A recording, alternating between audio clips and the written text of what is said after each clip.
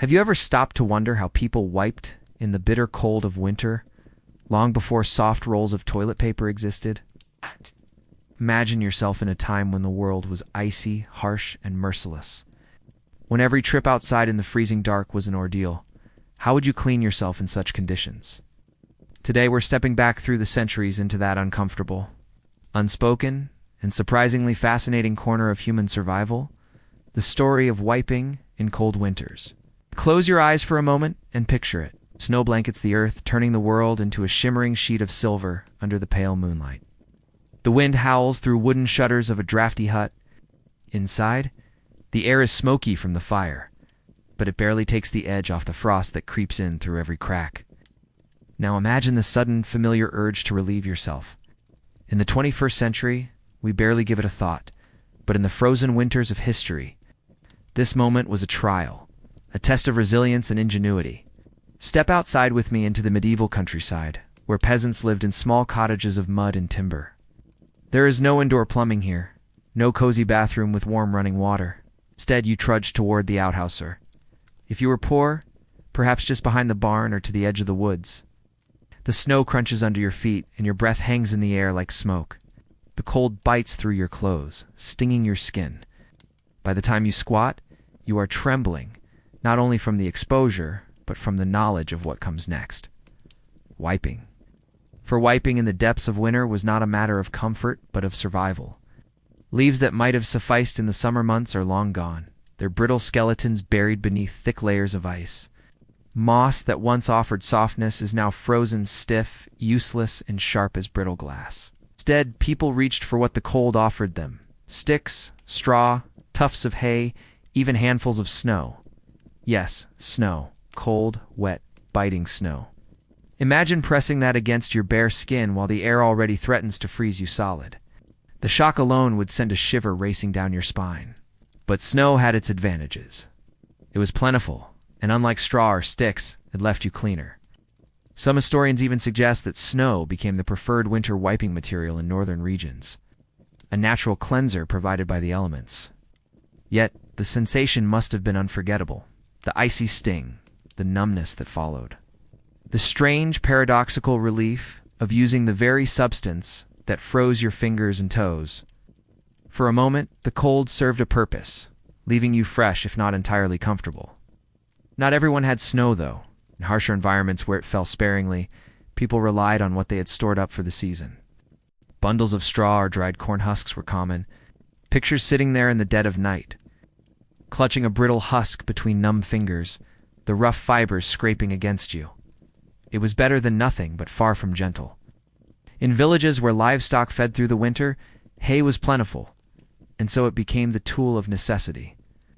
Wiping with hay was scratchy, itchy, but practical. It absorbed, it could be burned afterward, and most importantly, didn't require leaving the safety of the village to scavenge. Now shift your mind further north, into the frozen lands of Scandinavia and Siberia. Here snow was abundant, but so were wooden tools. Some accounts tell us that smooth sticks, even pieces of bone, were used repeatedly. In the freezing dark, a family might keep a designated stick near the latrine, washed in snow or water after each use, and then set aside for the next brave soul. Cold, hard, functional, these objects were reminders that comfort was a distant luxury. Survival was the only rule. Imagine, too, the outhouse itself. In winter, the pit below would freeze, filling the air with a sharp, acrid scent of frozen waste. The wooden seat was icy to the touch, often dusted with frost. And some people kept rags or straw stuffed into the holes to prevent the worst of the drafts. The journey there was dreaded, but necessary. Some families even used chamber pots indoors to avoid the trek, dumping them later into cesspits or fields. What was used for wiping after a chamber pot?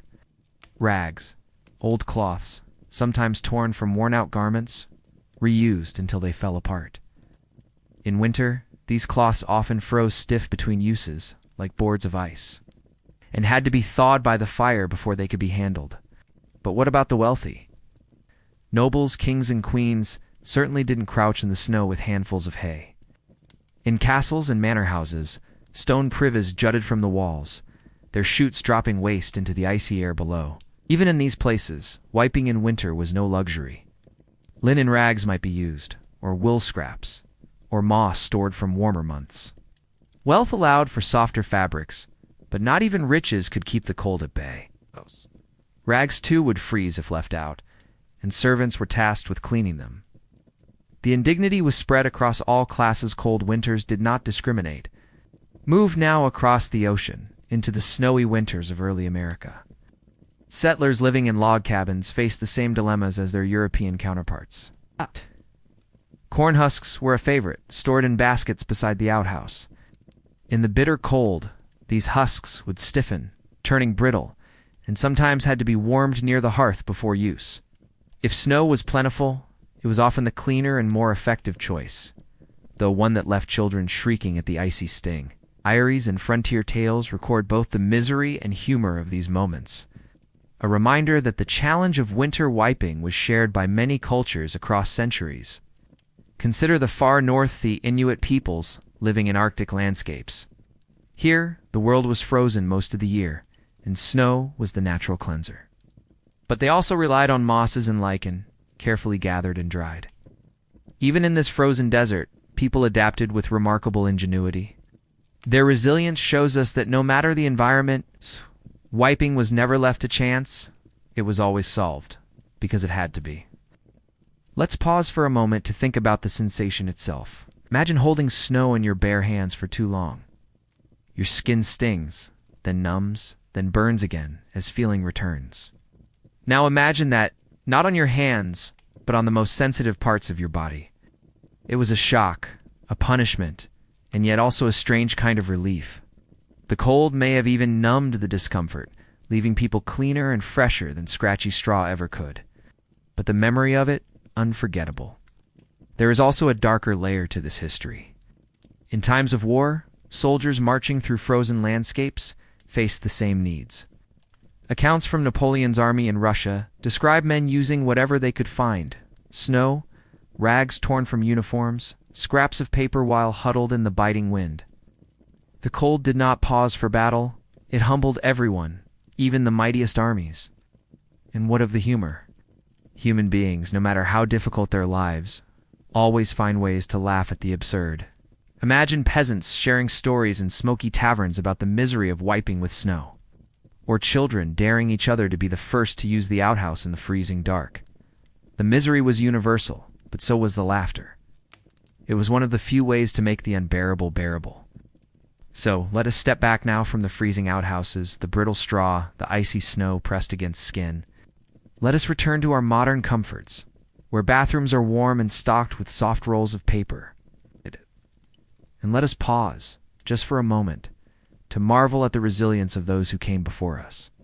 They endured what we could hardly imagine, and they did so with resourcefulness, grit, and often humor. Because in the end, wiping in cold winters was not just about cleanliness. It was about survival.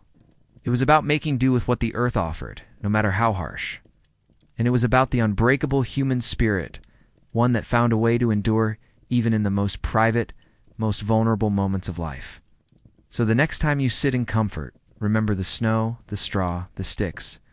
Remember the frozen rags by the fire and the icy outhouses under the stars.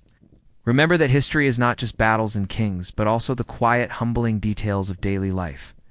And perhaps, just perhaps, you will find yourself grateful in a way you never expected for soft toilet paper, for warmth, and for the knowledge that we no longer need to wipe with snow in the dead of winter.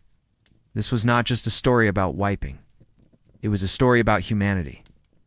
And so, as we leave behind the snow-covered fields, the drafty wooden huts, and the icy outhouses of history, we're left with a strange sense of awe. The people who came before us endured discomforts that would make most of us shudder. In the depth of winter, when the wind howled like a living creature and the cold gnawed at every inch of skin, they still found ways to do what needed to be done. They used snow, straw, sticks, rags, whatever the frozen earth offered, and they survived. It's humbling to realize that something as ordinary as wiping was once a test of endurance, a moment of courage against nature itself. And it makes our own comforts feel almost miraculous. A warm bathroom, running water. Soft paper things we barely notice are luxuries that our ancestors could never have dreamed of.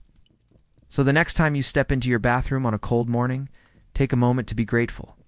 Because behind that small act of relief lies a story of human resilience, of laughter in the face of misery, and of survival in a world far colder and harsher than ours.